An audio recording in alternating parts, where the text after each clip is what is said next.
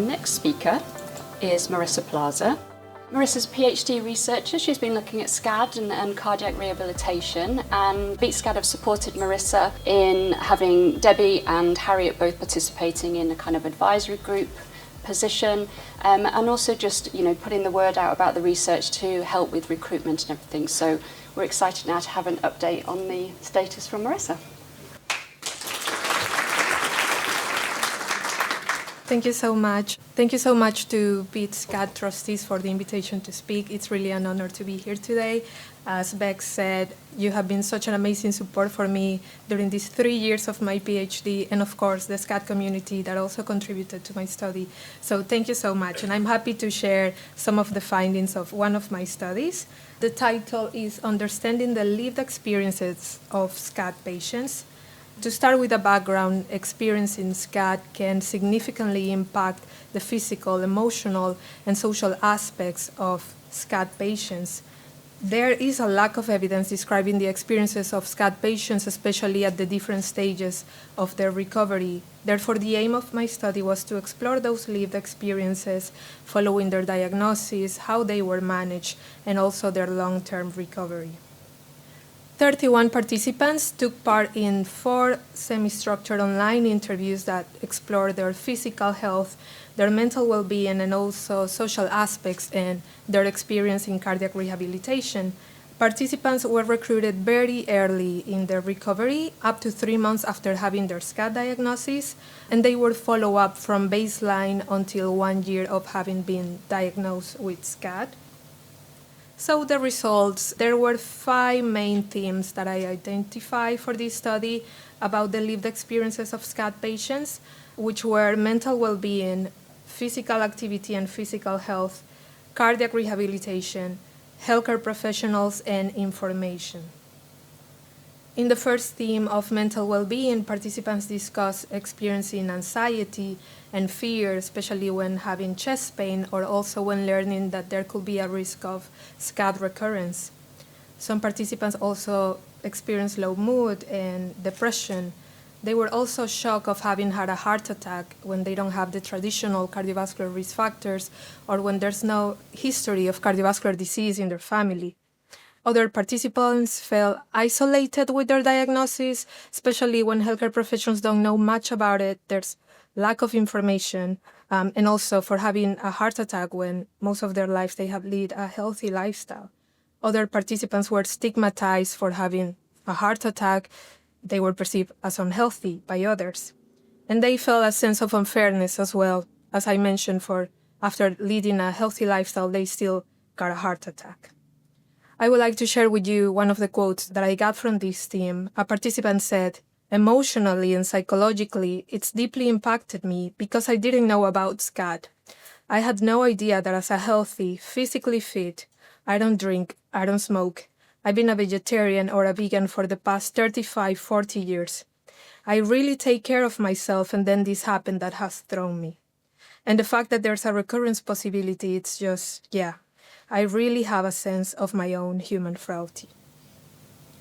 The second theme was physical activity and physical health. Actually, most of the participants in my cohort, they were physically active pre-SCAD, so they talk about the changes that they had to make to their physical activity and exercise routines. Some of them had to slow down, some of them had to stop it completely. Participants also felt a lack of confidence to get back to exercise and their daily activities, and experience symptoms such as fatigue, breathlessness, chest pains, and some side effects of medications such as headache and feeling dizzy. A quote of one of the participants was, "My life is being physically active. I love running, cycling, playing squash, and about 6 weeks before the SCAD event, I run a half marathon. Running is everything I do, so not being able to do that and no clear instruction on how quickly I'll get back to that was just kind of everything." The third theme was cardiac rehabilitation. Actually, most of the participants in my study, they were referred to a cardiac rehab program. However, not all of them did, and they decided to self-refer. Some participants were ready to get back to their activities and exercises, but some of them still felt a little bit hesitant. And once they started cardiac rehab, they found a program that it was just not suitable for SCAD, especially the exercise and educational component. Also, the environment of the program, as we have been talking today, SCAD patients might look different than the traditional patient that gets a heart attack. But they discuss some helpful aspects that they found in the program, for example, like regaining that confidence to exercise, exercising in a safe environment where healthcare professionals can oversee their activity, and also being able to ask questions to different healthcare professionals about their condition and seeing them weekly. They found that helpful. One of the quotes from this theme was, "If you can imagine, I'm the only female for starters, I'm the only one who's probably under 75, I'm the only one who's not obese, I don't know. I just feel like a square peg in a round hole. I am looking forward to finishing cardiac rehab because, you know what it's like. It's just not quite the right environment."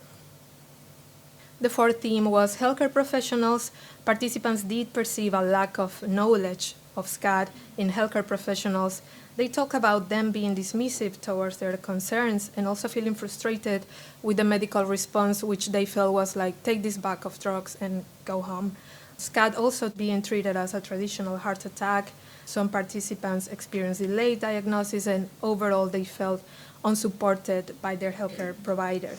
A quote was, "Whenever I was even having my tablets changed and I phoned the doctor to explain what had happened to me, my doctor says, 'Oh, I've never heard of SCAD,' which I understand not everyone has, but it kind of, even whenever I heard doctors didn't even have heard of SCAD, how can he change my tablets when he doesn't even know what is this that I have?"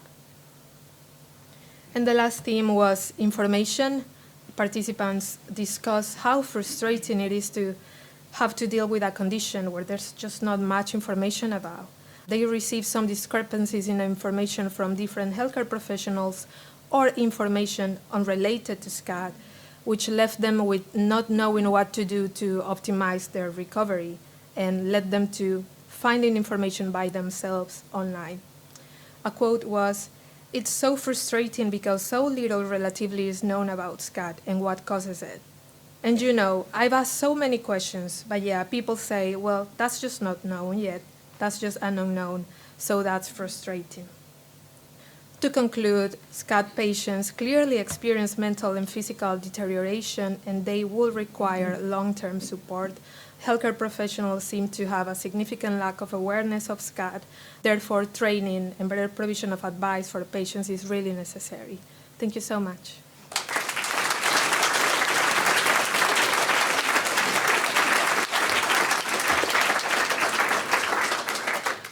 Excellent. Thank you so much, Marissa. I'm sure SCAD patients in the room can relate to a lot that Marissa just described there. So we have heard quite a bit of the science. We've heard science of SCAD, science of FMD. We've now had a bit of patient perspective that's come from the research. And now we're also going to have patient perspective from a patient. So if I can invite Laura to come up to join us.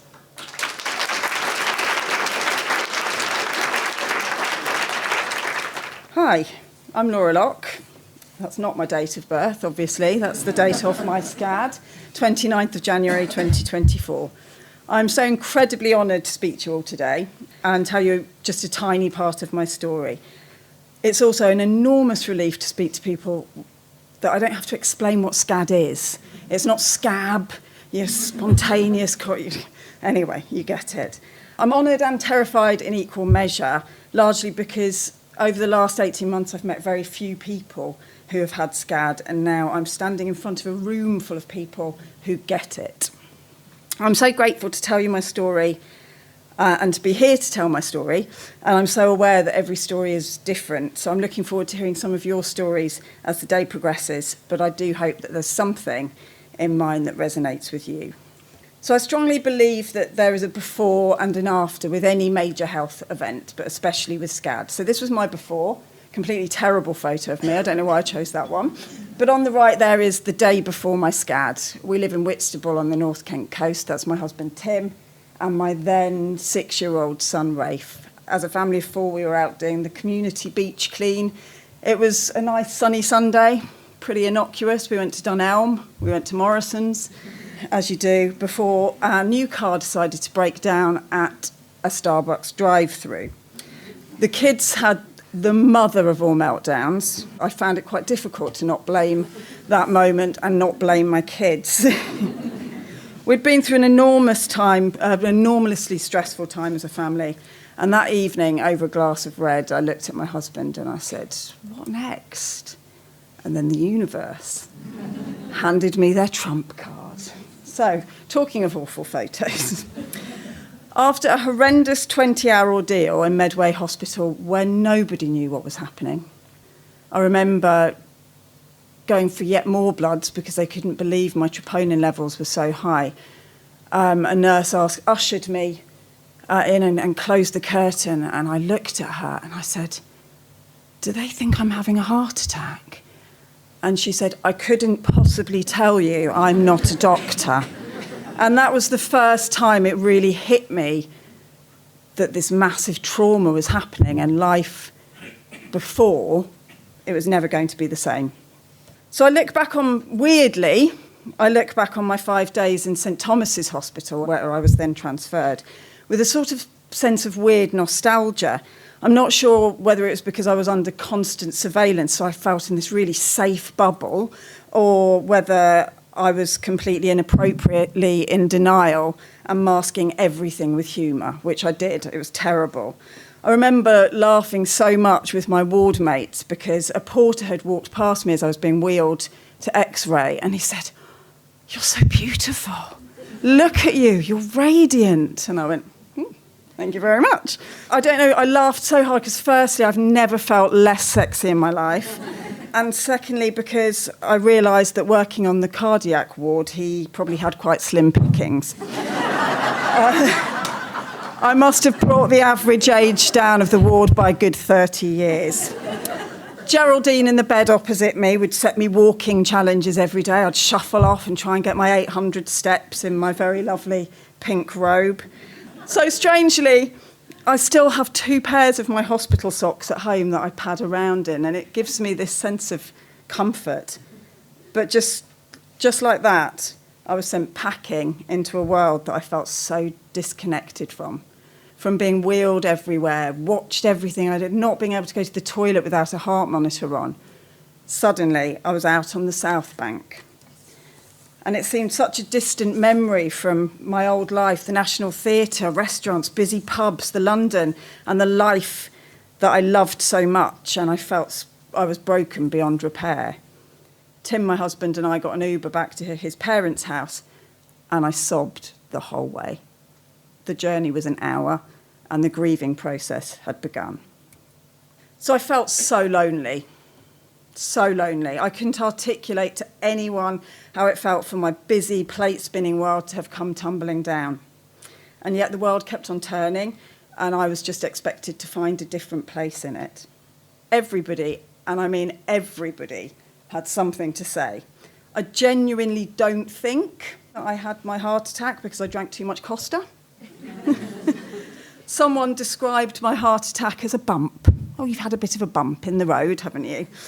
And I definitely had a couple of heads cocked to one side and went, "You did have the COVID vaccine, didn't you?" So clearly it was all my fault. Everyone seemed so fearful it could happen to them that they attempted to sort of sanitise it or minimalise it and didn't just listen to the person it had happened to. I remember one of my really good friends giving me a big squeeze goodbye after she'd come to visit me and said, "You are going to be good, aren't you? You're going to be good." Probably not. Relationships shifted. I wondered if it was my fault. I felt so judged, so confused, and I felt so lonely. Tim went into practical mode and focused on the kids, and we spent our time sort of trying to protect them from what had happened and dealing with their needs. I felt unattractive. I felt worthless. And it didn't matter what Tim said. I was utterly exhausted. And did I mention lonely? Some people closest to me couldn't cope with the enormity of their feelings surrounding my heart attack, or mine, whilst others stepped up in ways I could never have imagined possible. One work friend literally checked in on me every single day. for more than 6 months, and I just wouldn't have survived without the people I describe as my peloton. So the family and friends that you want in your slipstream, supporting and cheering and listening and loving. But I just could not get my head around it.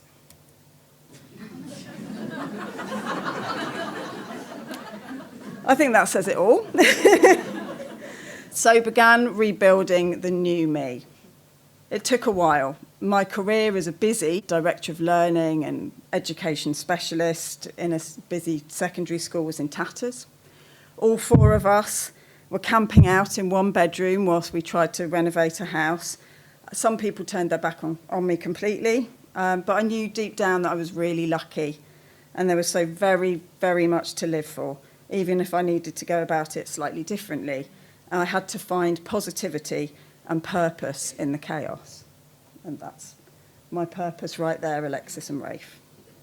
However lovely and supportive the cardiac team were, the rehab team, they really were, and I know there are some of you in here today, it didn't detract from the feeling that every time I was there with the gang, Keith, Brian, Barry, Malcolm, basically I was the only female and the only participant below the age of 68.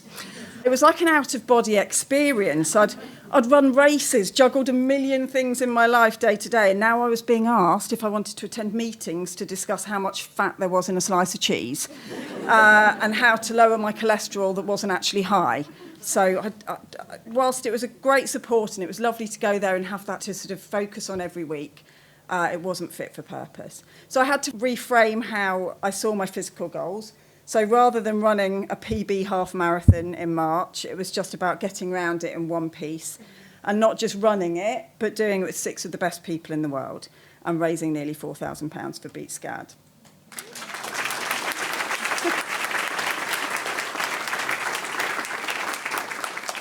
My beautiful sister, who many of you will have spoken to today, she looks a bit like me, you might have noticed, came and held my hand as we crossed the finish line. And once again, I found myself sobbing. Bit of a theme here. What a milestone, though. Out of all my running medals, this is the one that means the most to me. I signed up to every research project going, Marissa's included.